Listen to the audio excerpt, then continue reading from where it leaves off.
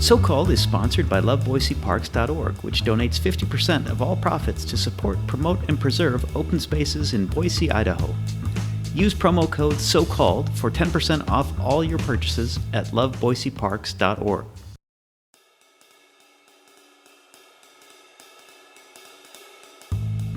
You need to maybe think a little bit harder about the direction you're going in and whether or not the opportunity that floats by is one that's really going to help move you down the path you want to go in, or is it just vaguely in the direction you want to go in?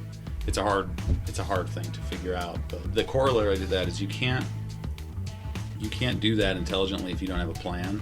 You've got to have a business plan, and a business plan doesn't need to be detailed. It doesn't even really need to have many numbers in it, but you do need to have an idea of what you're going to do, because otherwise everything looks like an opportunity that you have to grasp.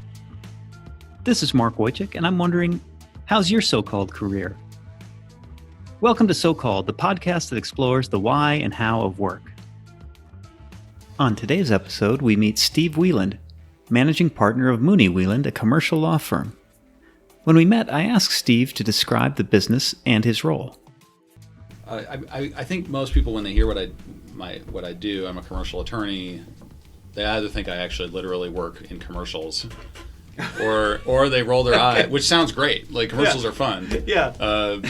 Or they really think, or they think like, oh God, like, oh, it's like being a tax attorney or something, like, or a CPA, like, and there are aspects of my job that are like that. But if you're a business attorney, and I'll just say, like, for your listeners who are thinking about getting into law, you will, especially in larger firms, you will be told over and over again that you really have to be in one narrow silo.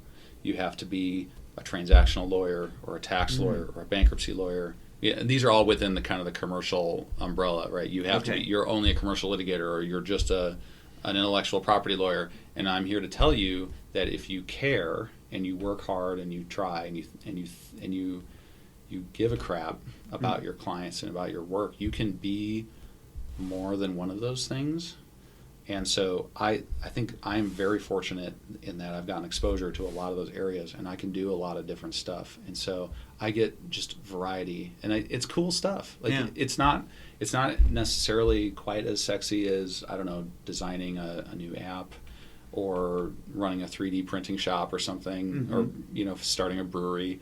But if you know enough about the law, you can advise all those people. So, like, we have advised something like 15 distilleries around the country on how to open.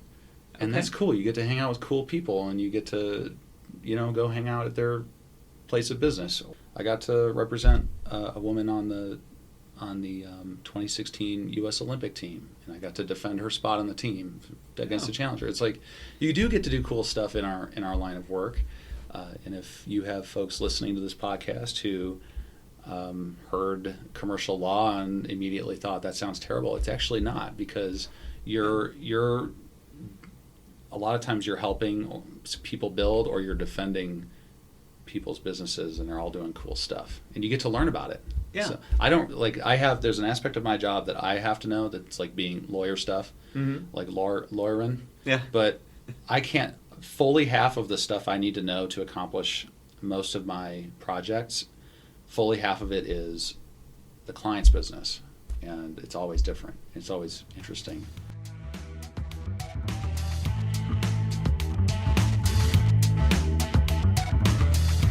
As managing partner, Steve is focused on business strategy and saving costs for clients and the firm alike.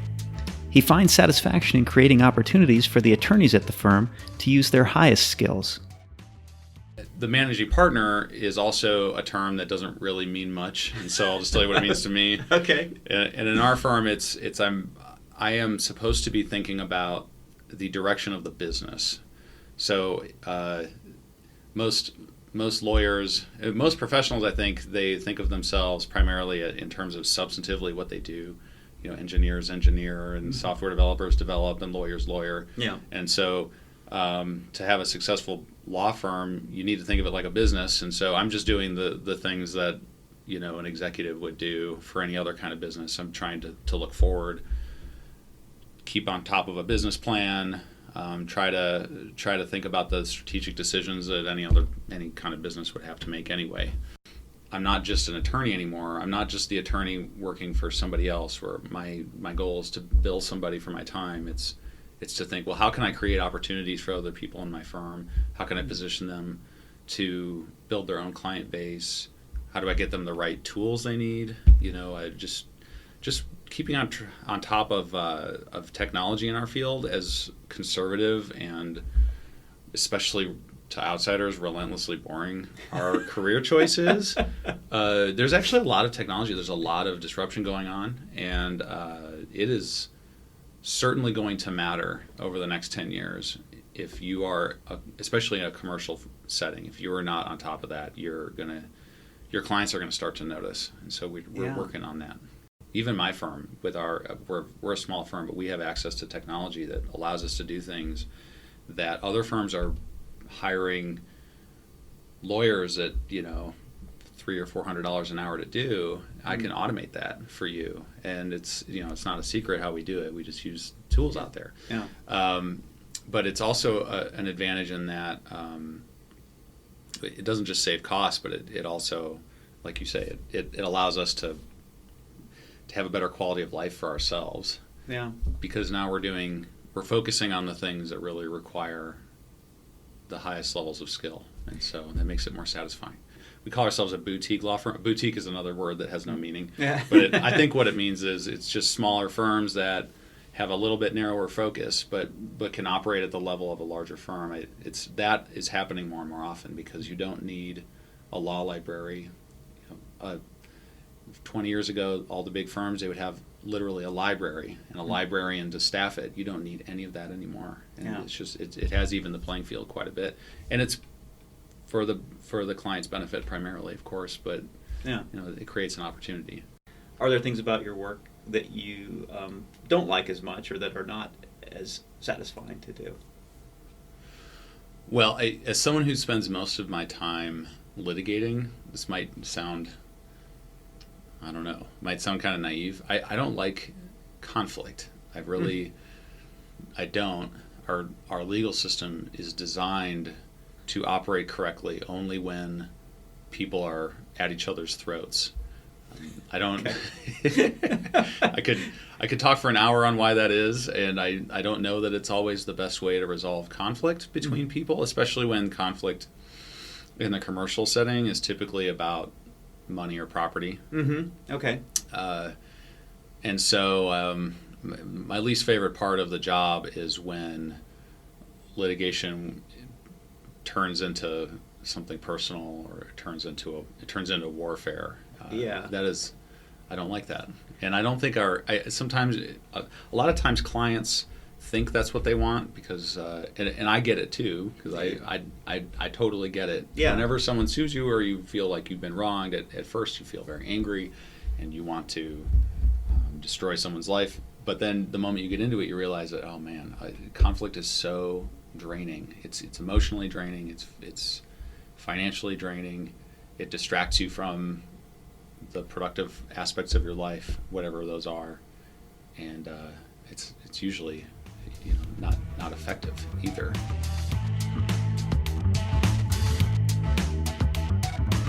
If you're faced with a conflict, Steve suggests that seeking an amicable agreement before you take legal action can help you maintain a sense of control in the matter and free you of anger. It's your natural tendency to want to just go run to the other end of the football field and just dig in, and you're not going to compromise. Yeah. And that is, I know that feeling. I mean, I've been involved with lawsuits personally myself. Mm-hmm. I totally get it. And that's why you should hire somebody who's not emotionally invested in it to tell you what to do. Often because I've seen it firsthand so many times. If you sometimes just have, and maybe you have to get an attorney to do it, but if you have somebody go to the other side and just say, look here, I'm sorry for X. We obviously have a disagreement, but let's work this out. And maybe you have to hire a mediator, mm-hmm. and mediators can be expensive, but in the long run, pay for themselves many times over. I think the best move usually is to, hopefully there's someone you can call. If not, write a letter, but write it in a really respectful tone and just say, we have a disagreement. Don't start the letter by saying, you're this monster who, you intentionally breached a contract and this is egregious. Typically there's two sides. Typically someone's wrong, but they're not usually intentionally trying to ruin. Most people just act out of self-interest. They don't act in a way where they're trying to hurt you. Right, and I know that's true because anytime you drive down a road where two lanes are merging into one, people are maneuvering around. They're not trying to ruin your day. They're just thinking about themselves. So, why would you, what good does it do to go chase them down to their house and bang on their window and yell at them? It doesn't help. Yeah. They weren't trying to make you angry. So think about it like that when you get into a case. What were they really trying to do? They were probably just being dumb, A lot of times, if you find an amicable settlement with somebody, you also will probably, hopefully, avoid that feeling like not only were you wronged, but you lost. If you go into a settlement, and I would say, typically lawsuits settle either between just having dialogue between the attorneys or in a mediation. And but if a case gets resolved in a way, something that looks like that, you have some control over it, and you don't feel like it's a loser. Mm-hmm. You don't feel like a judge took something from you that in an unjust way. Like, maybe you might be very unhappy about what happened, but at least you were the one who signed the settlement, and you were the one who wrote the check, and you did those things because it may have been the worst of available alternatives, but at least you got to choose. Yeah. Or I'm sorry, it was the best of the available bad alternatives, but at least you got to choose it. Yeah. There's an aspect of agency to it that it's very easy. It's easy to lose sight of that at the beginning, and that can be very satisfying. Yeah, especially when you get a client who you can not just relieve them of the problem, but of their anger, because anger is just so draining. It's a horrible thing to carry around with you.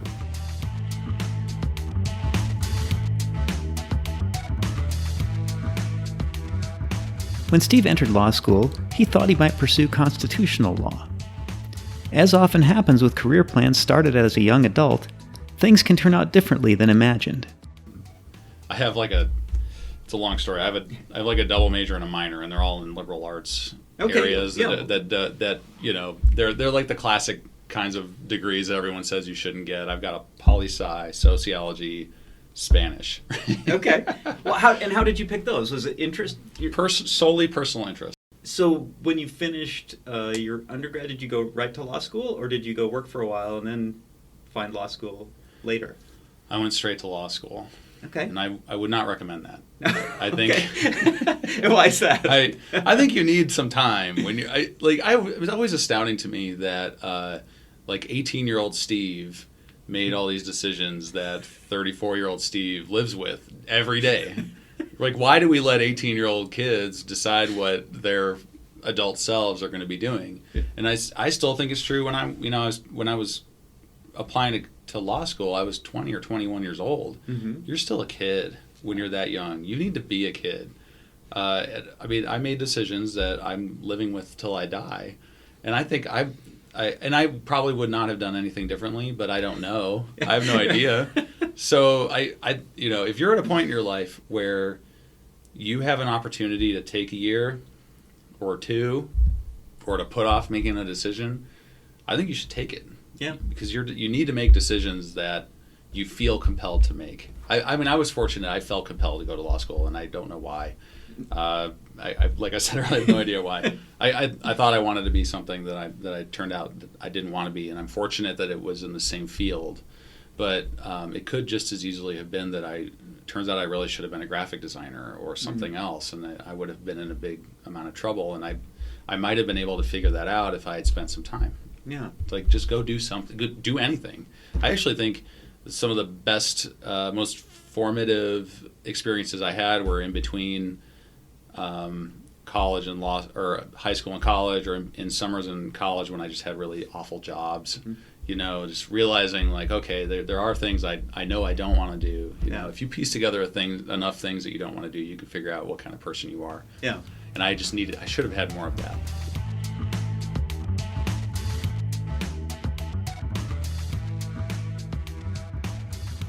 When you look ahead, are there any other like big things that you would like to do at some point? Well, the biggest thing we have going on right now is we're representing a number of cities and counties around the state in the opioid litigation. You might have read about it. There's a national lawsuit going on in Ohio, and we are the local firm we're trying to steer as many cities and counties around Idaho into that lawsuit so they can get some compensation for having to deal with this problem. We come up against a lot of people who kind of think that we're just like ambulance chasers, and really it's not. This looks and feels like a massive commercial lawsuit. All of the issues we're looking at are commercial in nature. We're representing governmental entities against businesses, right? So that's the kind of work that we are really enjoying doing, because we're vindicating a right. We're doing something that's we like to think is generally good for society. It's a massive problem that Congress has failed to deal with. It's a massive problem that the DEA can't seem to handle, and so we're doing our very small part. We'd like to think. Probably the closest comparable situation is to the nicotine litigation, where and the basic idea is that these companies were telling people you can use their product and you will not become addicted. And what's a little different about this is that they were going to doctors and telling them. So unlike cigarettes, where doctors weren't prescribing those to people, right? Here, doctors were told you can safely prescribe what is essentially just another form of heroin, right? Yeah. It acts on the same receptors in your brain. And they were telling doctors, go ahead and prescribe this for long-term chronic pain, migraines, back pain, workplace injuries, and it'll be fine. And lo and behold, we've had 150,000 deaths in this country from these people, and they knew, and everybody knows that they were doing this, and that's why you're starting to see the settlements come down. People are going to jail. The incest convictions that happened just a couple weeks ago. Yeah. The dominoes are starting to fall.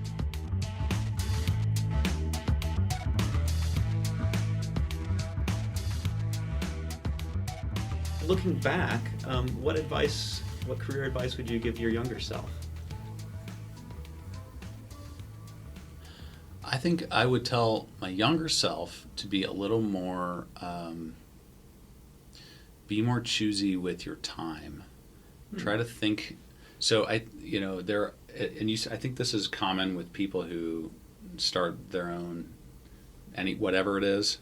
You kind of throw yourself into it, and you grasp for every opportunity that comes by, and you need to maybe think a little bit harder about the direction you're going in, and whether or not the opportunity that floats by is one that's really going to help move you down the path you want to go in, or is it just vaguely in the direction you want to go in? It's a hard thing to figure out, but you should be more jealous of your time. And if someone asks you if you want, or if they can get you to be involved in whatever it is, think hard about it. You only have so much time, you only have so much energy, and you can spend I would have spent mine a little more wisely, I think. The corollary to that is you can't do that intelligently if you don't have a plan. And I did a really good job of setting up my first 6 months out. I got out, I was off to a running start, and then I kind of lost direction. And so I think really what maybe another thing I should say to my younger self is you need to every 6 months just sit down. I'm sure you've heard this a million times, especially in your field. Like, you've got to have a business plan, and a business plan doesn't need to be detailed. It doesn't even really need to have many numbers in it, but you do need to have an idea of what you're going to do, because otherwise everything looks like an opportunity that you have to grasp, and it's just exhausting. Yeah. It's tiresome.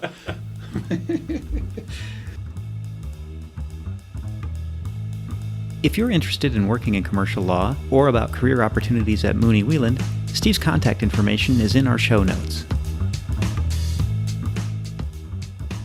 So Called is sponsored by loveboiseparks.org, which donates 50% of all profits to support, promote, and preserve open spaces in Boise, Idaho. Use promo code SOCALLED for 10% off all your purchases at loveboiseparks.org. If you enjoyed today's episode, please let us know. Subscribe and leave us a review. So Called is available on Apple Podcasts, Google Play, and wherever you get your podcasts.